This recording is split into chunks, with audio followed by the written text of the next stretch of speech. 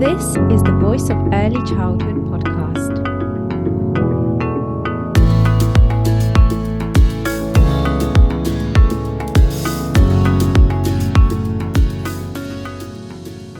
This episode is sponsored by Funding Loop.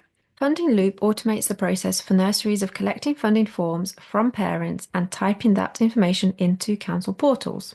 To find out more about Funding Loop, visit their website. You'll find the link in this episode description. Hiya, just a really quick message from me. I'd really love to ask for a little favor from those listening and watching. So wherever you're listening, wherever you're watching on, whatever platform it is, please do hit the subscribe button. This really helps the Voice of Early Childhood to continue putting out those thought-provoking episodes and continue making sure that we share those diverse voices and give you the topics and guests that you want to hear from.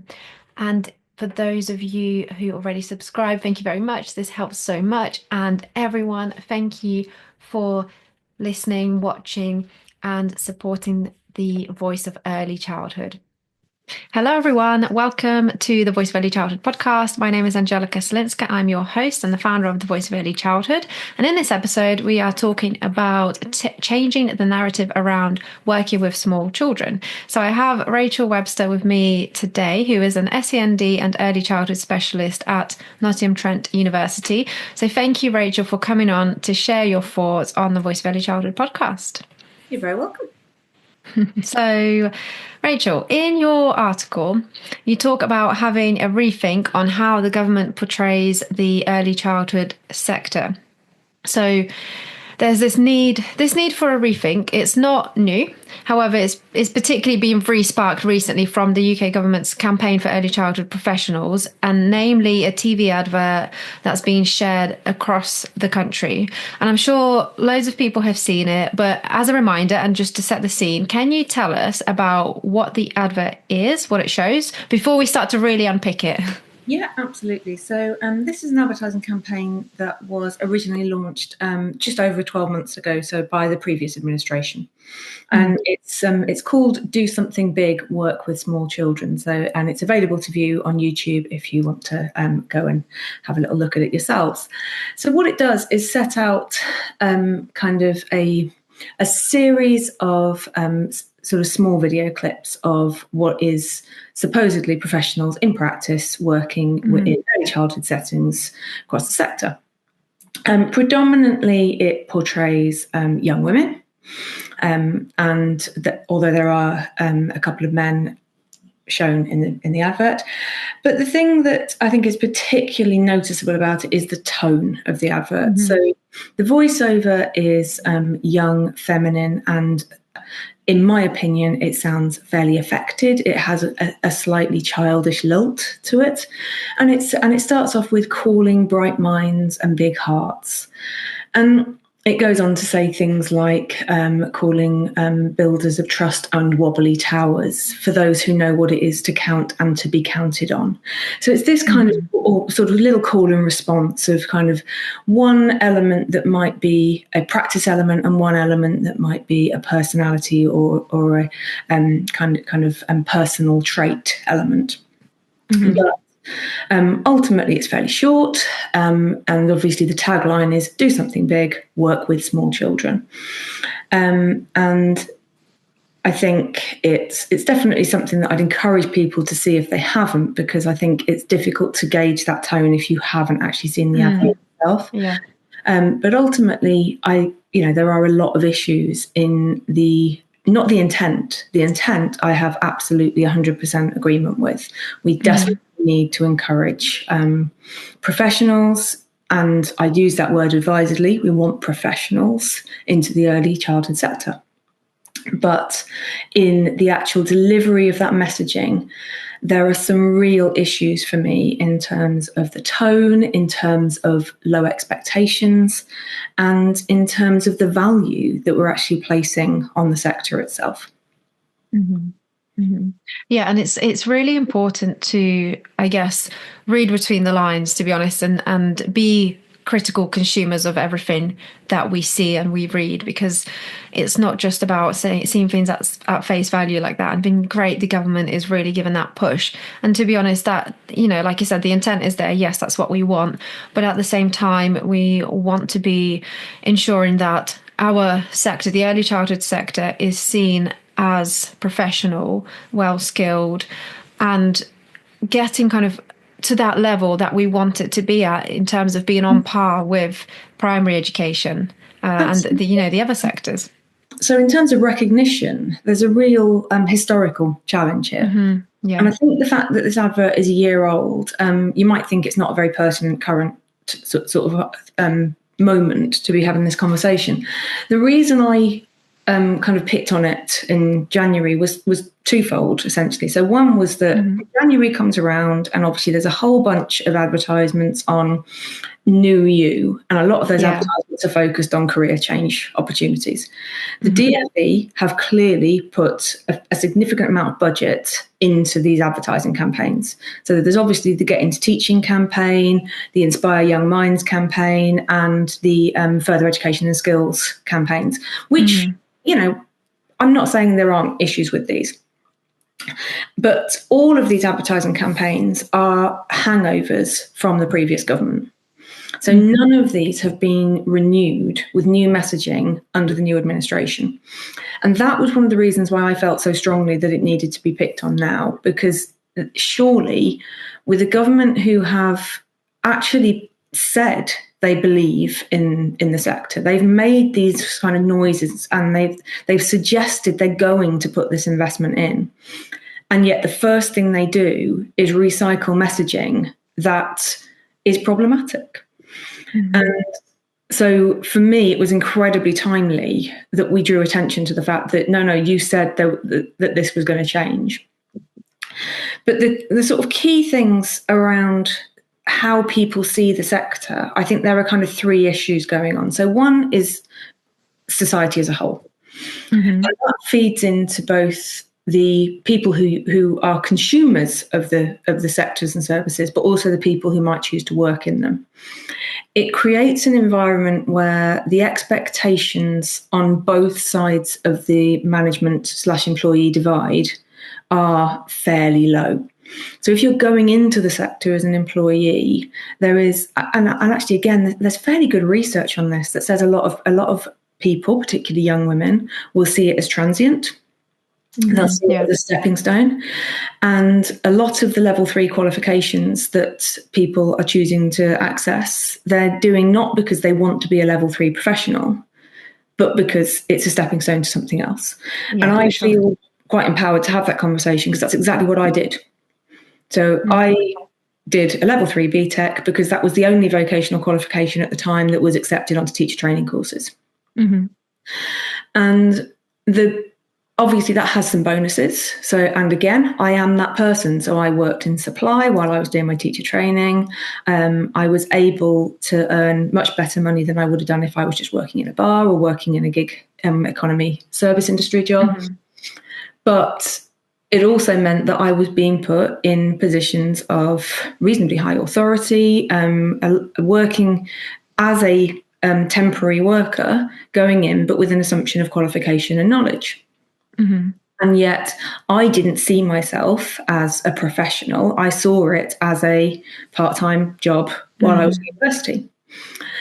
We have an awful lot of our students who are studying on these, even for early childhood degrees or education studies degrees, who are doing exactly the same thing, who hold a level 3 qualification, who are treating it as pocket money.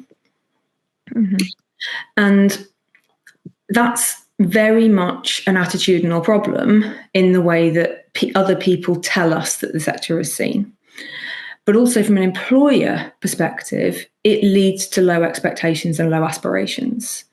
It means that they're not willing to put forward better pay, better training, better supervision or appraisal systems, because why would they invest in employees who they know are going to leave as soon as they want to go to university or find a better paid job?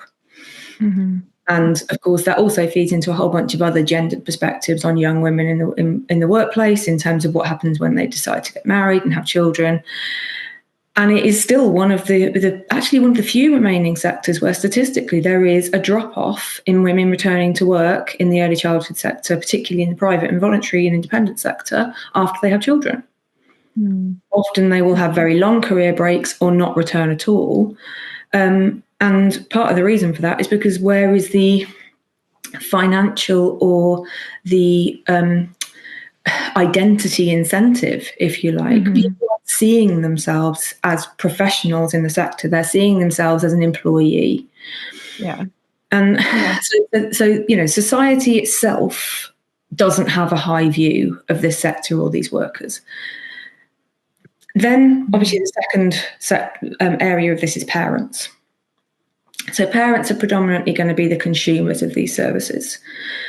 Parents see early childhood already in a two-tier system. So there's a big difference between how parents perceive school provision as opposed to how parents perceive private, voluntary, independent provision. And certainly if we take the voluntary out of that for a second, because voluntary is very, very poorly perceived. And that sort of idea of the kindly retired grandma running a playgroup is still, it still exists. It's still an image that people have. But within the private and independent sectors, parents have a really kind of love-hate relationship with them, if you like. In fact, love-hate's the wrong word. Need-hate is the right word. And again, a fair amount of data telling us that parents would like more choice, but they'd also like more regulation, and they want the costs to be low. And you find yourself in a constant catch-22 because parents can't afford the cost of higher salaries, higher professionalism, but they also have low trust in the people that they're paying. And one of the reasons they say they have low trust is because of the salary level. That paying someone minimum wage means they might as well pay a babysitter because they don't believe that they're highly qualified professionals. And I find that an astonishing position that we found ourselves in when you look at other European countries like Finland, like Italy, where early childhood care is highly subsidised, obviously, in a different way. There's far more complicated funding models at play. This isn't something that I expect the government just to be able to click their fingers and fix. The research in those countries is very, very clear that parents see the early childhood sector on a par, if not particularly in certain areas of Italy, if not higher than the formal education system themselves. So, parents are the second issue. And then obviously the third issue comes in with kind of that challenge between schools versus early childhood and what education looks like as opposed to what early childhood provision looks like. And that, I think, it should be the easiest thing to fix.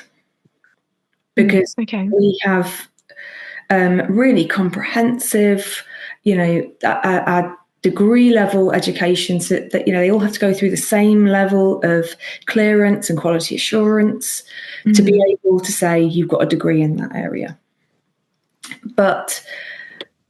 And I guess this does loop back around to government, is the fact that unless there is a genuine appetite and commitment to creating the roles in that level, to recognising that people in certain levels of management in these sectors should have certain levels of qualification, we're never going to really see these degrees being valued in the same way as an ITE qualification.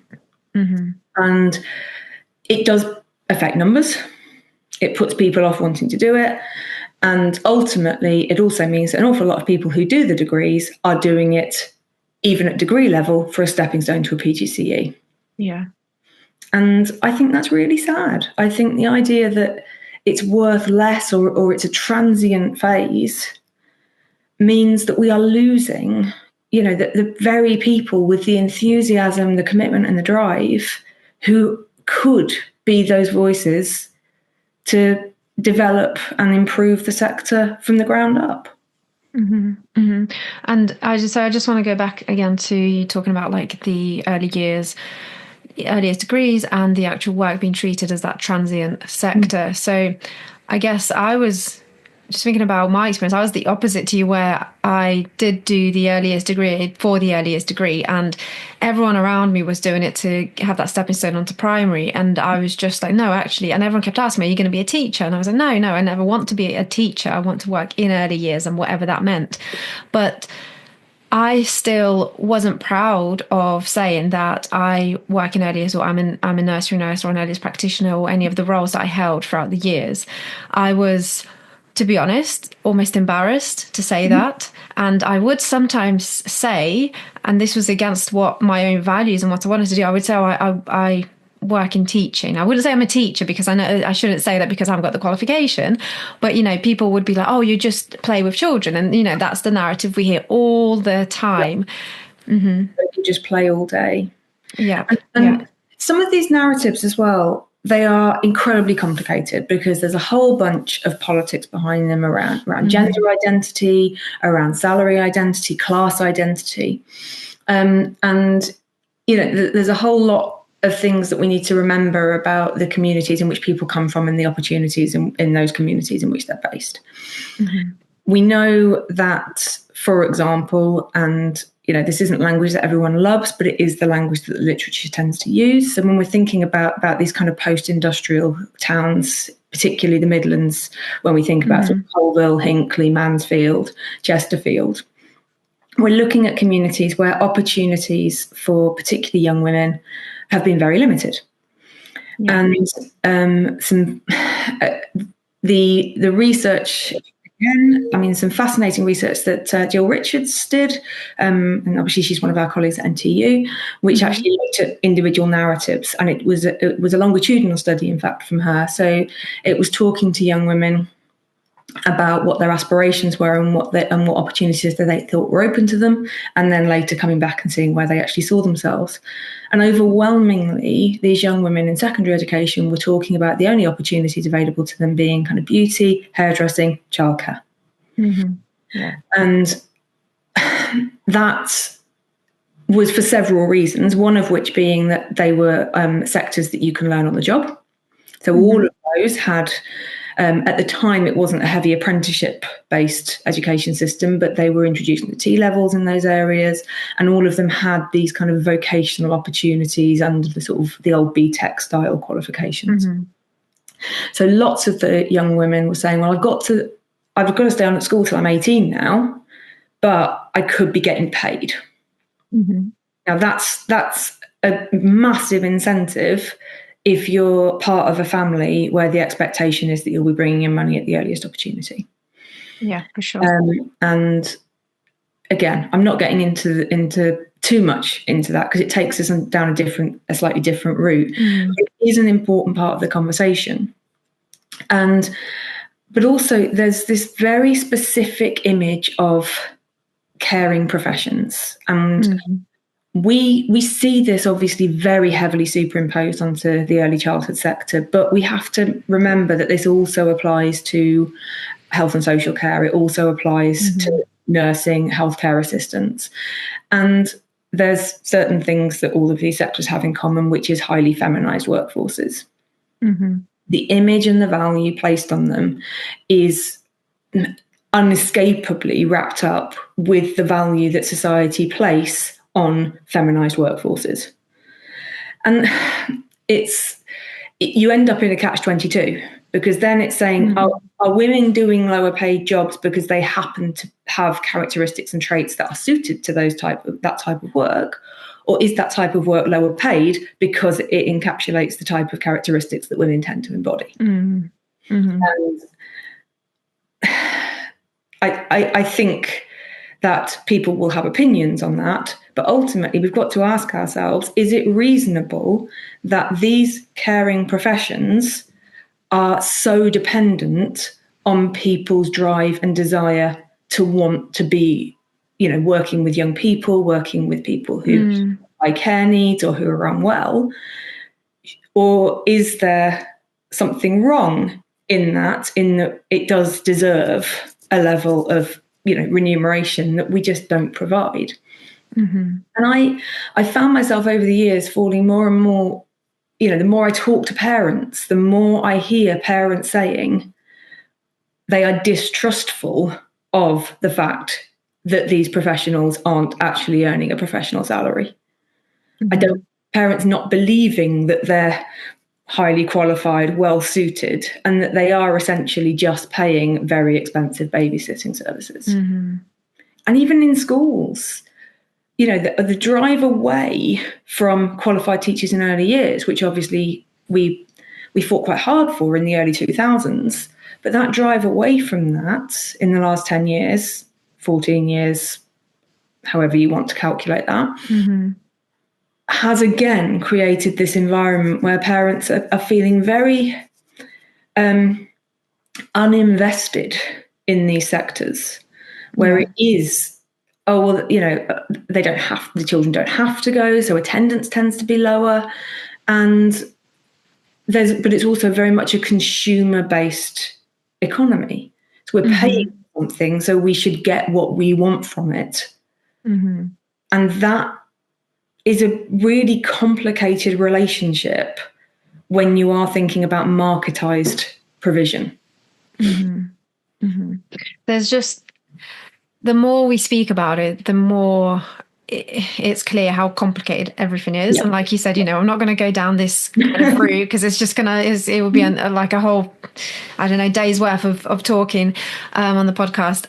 But it's just kind of thinking about what can we do as people who are working in and with the sector, whether, what can anyone do who is an early years practitioner, manager, owner, an academic, maybe even parents that are listening who don't necessarily have, these, maybe have connections to the government or aren't working anything to do with government and, aren't decision makers basically in the wider society. But what can we do? I mean, advocacy is a big thing. We talk about that all the time, but I guess, what does that look like practically? And is there anything else that can be done? And this is where it becomes really, really challenging, partly because of the amplification of the voices concerned. So someone like yourself and this podcast is a huge stepping stone in the right direction.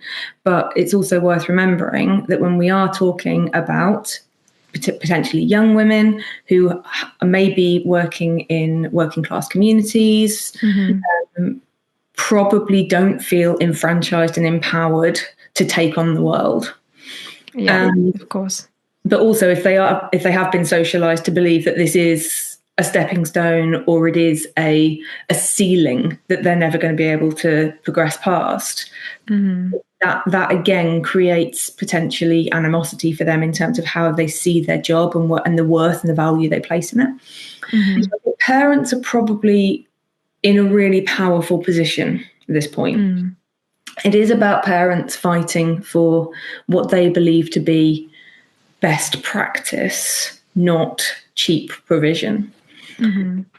But again, you can't really ask parents to pay more in one area than in another. You can't really ask parents to be the judges of what they think is good or bad practice, when really all they're trying to do is get themselves to work. Yeah. So I think that comes back round to institutions like us, like universities, like charities and consultancy firms, and obviously the work that you're doing falls very neatly into that as well, in terms of kind of lobbying for that recognition of what the sector is capable of, and also really looking at the variance of the sector across the country. So the challenges we've really got is the fact that in low economic status areas, the qualification levels of staff in those areas are lower. And statistically, that means that the children's outcomes are lower. We know that the statistics tell us that where there is degree level staff in a setting, children's outcomes are higher. That's not to say that degrees are the be all and end all. Experience can be incredibly powerful, and there are a whole barrage of practitioners out there in the workforce who've been doing this for a long time, who've had the chance to do lots of training and CPD, and they are really good advocates. But again, their voices tend to be sidelined because, what do you know? You don't have a degree. Mm-hmm. So there is a lot of work to be done. But I think unless we can get the ears of government to really listen to this messaging, to really actually stop infantilizing. We're not children, and just because we're working with small children doesn't mean we need to be patronized. Mm-hmm. And the line in there that really, really made me furious, I mean, honestly, I wanted to throw something at the telly, is the builders of trust and wobbly towers. Mm-hmm. And it's this conceptualization that, well, if you're trustworthy and you can put one brick on top of another, come on in. And that doesn't even feel like a bare minimum. Mm-hmm. If that's what you're saying is needed for people, high quality, highly skilled professionals, then you've missed the damn point. And I guess that top down. Yeah, that really, it's made me just think that really reflects that recruitment and retention crisis we are going through in the sector now, though. That is exactly what the case is. We are desperate for staff. And it's like anyone will do. DBS check you, get you first aid trained, in you go, that's it. And that is the situation, unfortunately. But it also means that people aren't prepared for the realistic day-to-day experiences. So, I mean, the things that are going to put you off early years practice, some of them are obvious. Some of them are going to be bodily fluids. No one wants to spend their days dealing with snot, wee and vomit. But even as you say that, that's what the caring professions kind of expects. Yeah. But actually, the responsibility, the safeguarding duty, the health and safety duty, but also the statutory curriculum duties are actually quite arduous. The government haven't ignored the sector in that sense, but what they've done is expect people with no experience and very limited qualification to be able to interpret and implement complex policy documents and decisions. And they've done that for political and economic reasons. Mm-hmm. I guess kind of thinking the sector is in this place where we do need more staff. We just do. That there's nothing that can be done. Right. Well, we're kind of debating whether anything can be done right now. But like the whole thing of there's not enough qualified people out there that are coming into early years. That's an issue. So we need people anyone to come into early years and upskill them. So how that is just the situation. So how would you have liked that advert to come across instead of how it did and what was in it, to kind of say that, we do need staff, but, this is what the profession is and this is what you need to be ready for. And the fact that you need to be upskilled and we'll do this, all of this kind of thing. I think that's actually a really good question, and probably one I haven't spent enough time thinking about. When you're angry about something, it's much easier to be cross about what's in front of you than think, let's change it. The solution, yeah, of course. Sorry for putting you on a spot there like that, but here we go. The first thing is obviously the tone itself. So just if you just change the voiceover, if you just made it sound like a grown-up doing the talking, you would immediately create a different tone, a different sort of sense. Then I think there's something about the actual imagery itself. So it's all those kind of very bright primary colours. The children are very calm and busy. It's lots of young women, and I mean you can't fault the diversity in the advert. There's no issue with it being a predominantly white faced workforce, which is great because it isn't. But there is very much an issue in terms of gender. So we definitely would want to see more men maybe more gender neutral faces in these advertising campaigns, and a Mm. more realistic impression of what the environments look like. They're very close up images of one-to-one working or one-to-two working, Mhm. rather than seeing the kind of bustle and the independence that we want to instill in children, particularly once you're moving through into toddler rooms, for example. There are no babies in the video that I can remember. Mhm. And Good point, again, yeah. working with babies is really, really hard, like really hard. Mm. Most early childhood or early years professionals I know, including me, we shy away from babies. They're noisy and they're sticky and Yeah. And I they did too, yeah. yeah, Definitely. because and also the ratios are hard. A lot of settings shy away from babies because at a Mhm. ratio of 1 to 2 and a minimum of 2 adults in the room, you've immediately got very cost intensive that parents struggle to pay.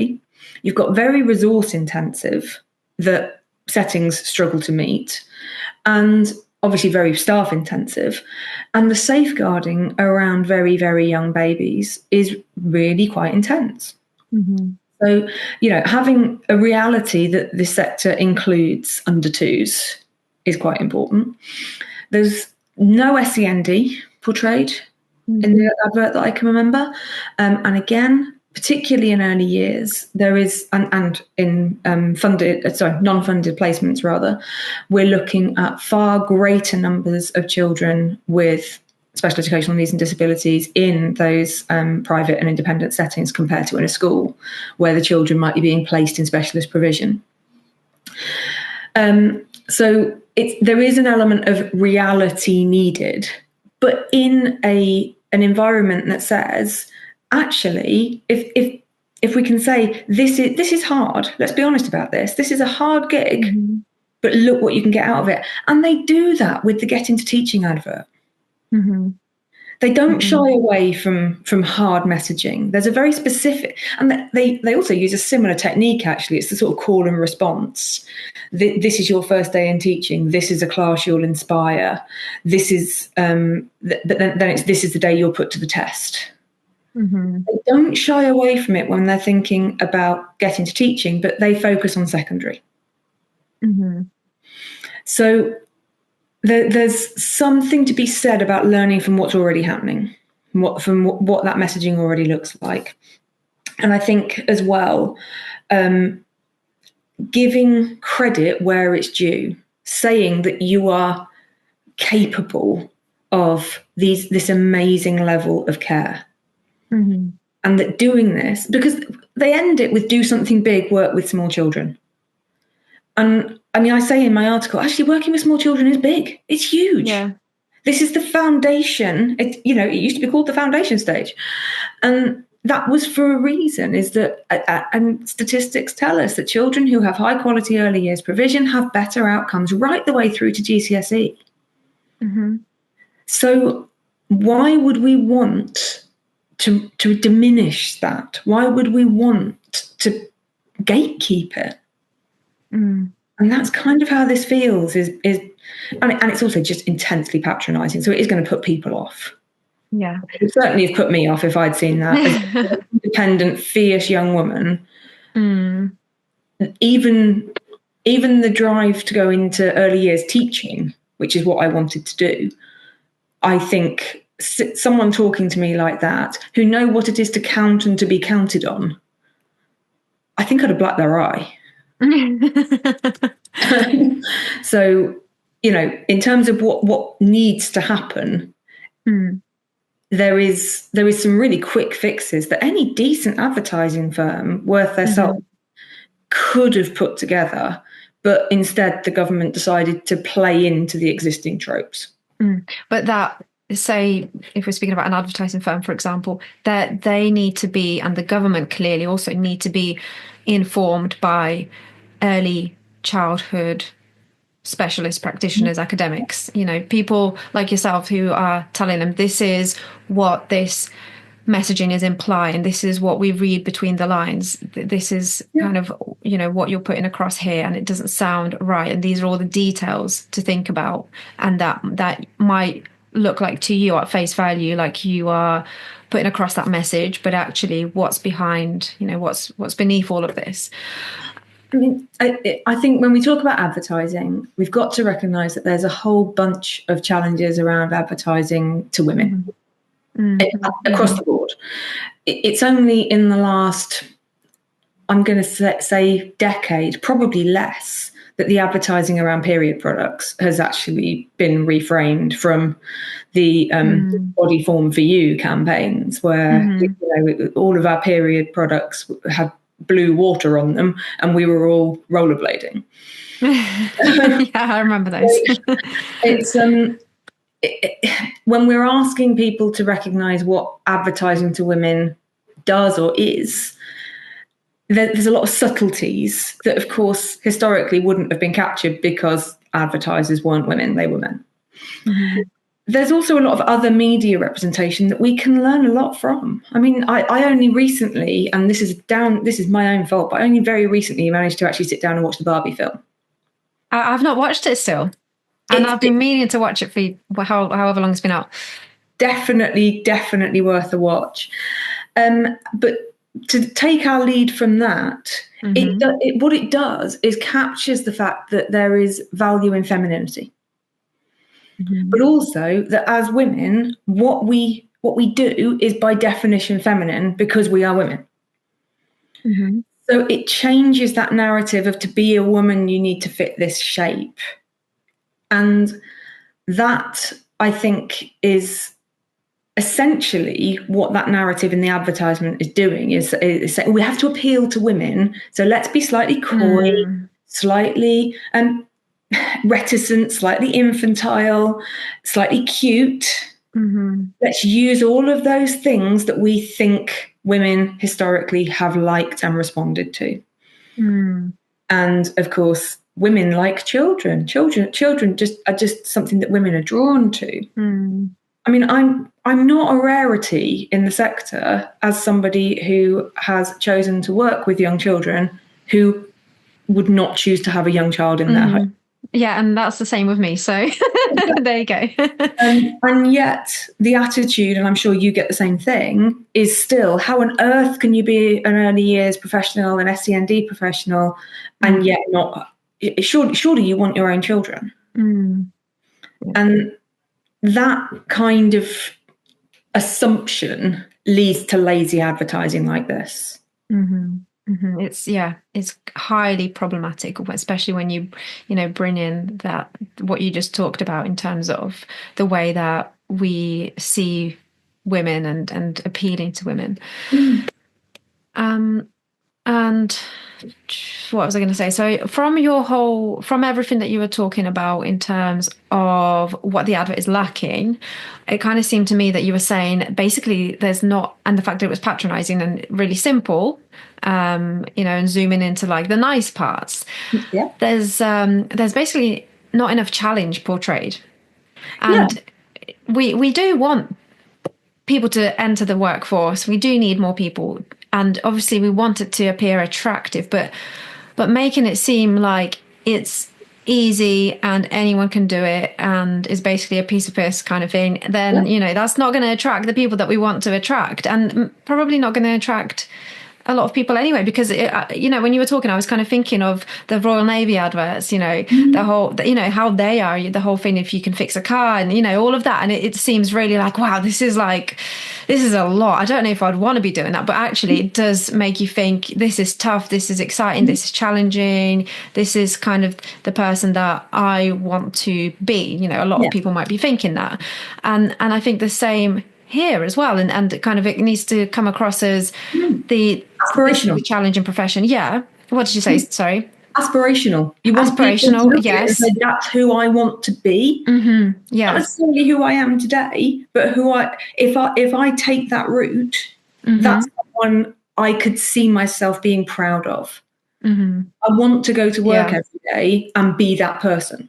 Yes. And as you say, the armed forces across the board, to be fair, their advertising campaigns. But again, that was a shift. And that was a shift in the last 3 or 4 years, where the government did reframe that to kind of try and capture people from a bigger range of backgrounds. They wanted people who, certainly they wanted people from degree level backgrounds. They wanted people who had interests and desires in tech to want to go into the armed forces rather than to be all funneled into that more academic route. But as I say, it's that aspiration of I could be that. Yeah. The other thing I think is really important in what you just said is what it does if you do portray something as easy or chill or fun, and the realistic day-to-day experience is not that. You are inevitably feeding into that problem I mentioned earlier of transiency in the workforce. Yeah. So you are automatically saying, and again, I've literally heard this from, I don't know how many early years professionals, of if I'm going to be up to my eyeballs in snot all day, I'd actually quite like to be earning a teacher's salary. And you think, yeah, I can't fault you on that. It's like, if someone's going to throw up on you, at least get paid for it.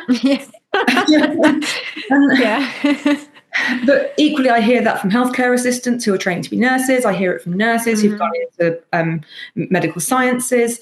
And an awful lot of nurses and early years professionals that I meet have actually chosen to carry on representing the sector, but come out of practice. So more and more kind of management positions, more and more policy positions, but also the joy of these degrees like yours, obviously is a really good example of that, is that you get to the opportunity to go into academia. We're seeing really well qualified, passionate early years professionals thinking, well, I'm going to get paid just over minimum wage in practice or an academic salary. I'm not claiming academics get paid through we're not exactly the most well-paid sector in the whole world, contrary to what some people might believe. But I'm more than happy to tell you I get paid on a par to what I was getting paid as a teacher in the school. So that gives you an indication as to why someone might have chosen to go into the early years sector, but still see it as a transient stage to something bigger and better. I'm using the word bigger and better in inverted commas because I don't actually think it's true. I don't think that if we get it right, there isn't anything bigger, there isn't anything better. This is an amazing time to be engaged with young children in those very early stages at a time when we've never been more pedagogically tuned in. We've, as a system, as a sector, we've never been more aware of the needs of those children and how to improve that practice. And yet we're still treating it like a glorified babysitting service. Mic drop moment there. I think I'm not going to say anything else because that was a really great kind of summary, of what we've discussed, what needs to change. And I've got a lot more to say and I've taken some notes, but I think I'll leave it there because I'll just be rambling. So thank you very much, Rachel. Thank you for provoking our thinking and encouraging us to be critical and not just seeing things at face value. My pleasure. Thank you for having me. And all of our listeners can find Rachel's article on the Voice of Early Childhood website. Thank you very much. Thanks.